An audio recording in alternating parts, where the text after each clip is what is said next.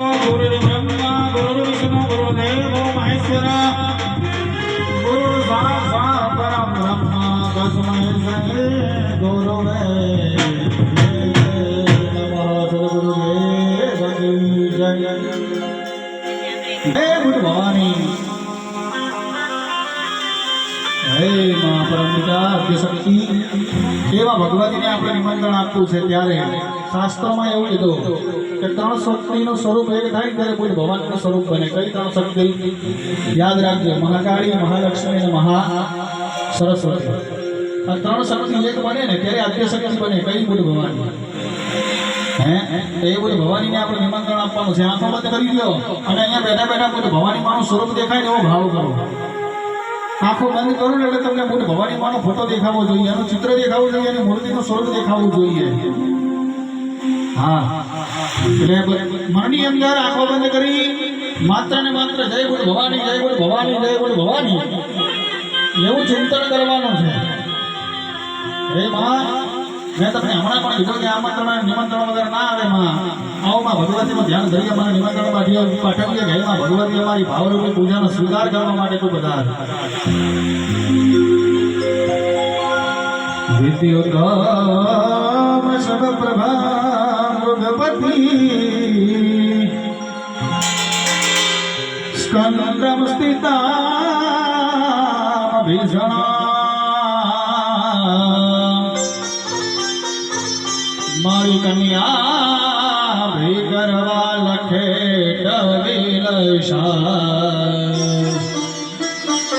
દસ્તા ભીરા મારી સેવિતા સ્ત્રી ચક્ર દાસિકે જમિલિકા હે માં તાવમ ગુણા હે માં ભગવતી શશિધરા હે માં